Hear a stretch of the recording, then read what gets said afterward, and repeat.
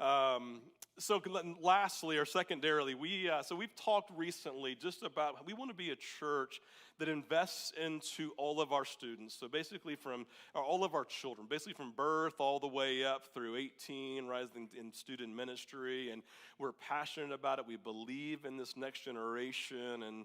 And so one of those obviously is the Village. If you've been around the Village this summer, you know that our team with Ginger, Shar, and Joy, they've just been killing it, right? If you have kids, you know, like just the energy and the investment that they've been making, it's been profound, just pouring into your kids, meeting together and vision shaping. It's really been profound to watch what they're doing.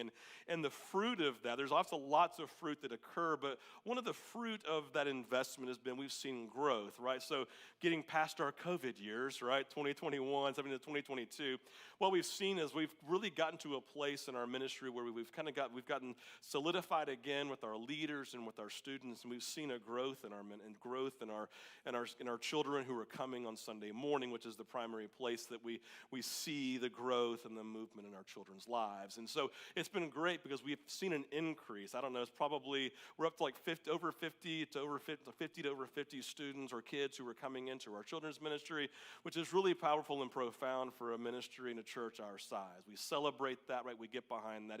And with that, it's demanded that they be vision shaping. And so one of the primary pieces that they're doing, and I'm sharing this on behalf of Ginger, she'll probably send more out about it later, but it's been really exciting because they've got a new strategy for children's ministry as they are hoping to empower you as parents to disciple your children. So starting in September, kids ages 3 all the way through 5th grade will be taught the same Bible lesson, the same big idea, but obviously doing it in age-appropriate ways. The reason is, now when your kids come home, there's been one primary message they've both been hearing from age 3 all the way up, and when you sit around your table, our hope is that you would sit down and say, hey, talk about the things that God's been speaking about in your class in the Village, right? And so in that, our hope is that we're just here to fan a flame of your discipleship. That's really the way it should work in homes. It's not our primary job to disciple your children. It's your primary job to disciple your children. We're just trying to set you up for success. So we're really excited about that, really excited about this new vision, this new strategy. We're going to be taking all these groups and they're going to be moving into large group worship and teaching now for our preschool, again, trying to prepare them for elementary school. The idea is we have fresh vision and ideas and things that we're going after. Now, with all of this growth, right, comes the ebb and flow of ministries. Now, the ebb and flow of ministry is not any different than the ebb and flow we're finding in businesses today, is that you step into a Starbucks or you step into a restaurant and there's usually some sort of sign saying, hey, give us grace because we don't have enough people who are working here. Please be nice to us, right? And the Village is to the exact same place. We've gotten to a place with some people who are stepping out for personal reasons, for family reasons, people who are moving, and we now have opportunities and we would say needs for people to fill in and volunteer on Sunday morning. Now, everybody do me a favor, don't tune me out because I said volunteer in children's ministry, right? I have people say, well, that's not my thing anymore, right? That's for the younger people. That's for whoever. And everybody makes an excuse about who this is for. And I would look and say, I don't think that's what God would have us do this morning. What I would think God would do this morning is say, hey, you are in my hand and I want you to listen.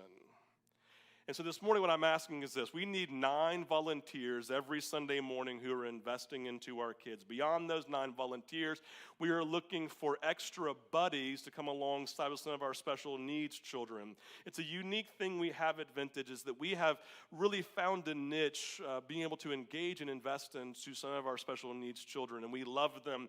We want them to be part of our ministry, but they require a little bit extra love and attention on Sunday morning. People who can just come alongside and say, I will take this person, I will be with them, I will help them. If I see them start to spiral in any form or fashion, I will pull them away, I will love them, I will distract them and encourage them. We need buddies to come alongside and just to love an extra level of fashion on our special needs kids. And so with that, this morning what we have is this. We have a need for three more volunteers every Sunday morning.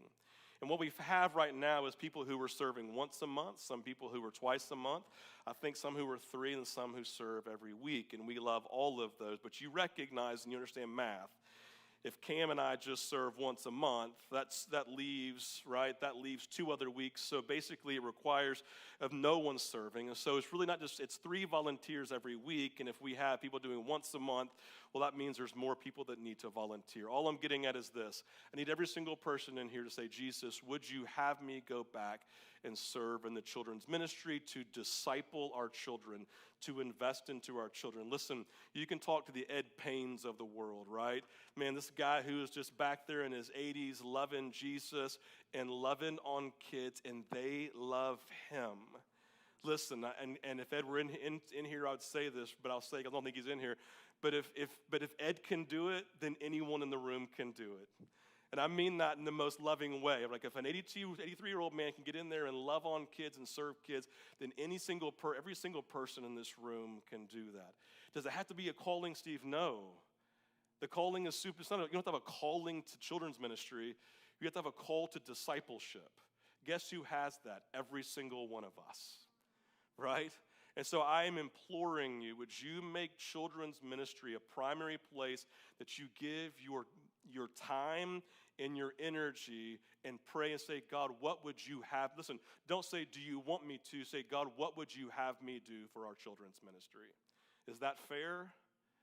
I hope that's not, you don't feel like I'm twisting your arm, guilting you and anything. That's not I'm just saying it's a vital piece of who we are. We want our kids to be discipled. We believe that revival is going to be birthed out of these young people, and we would love for you to invest into them so you get to be part of that with them. Okay?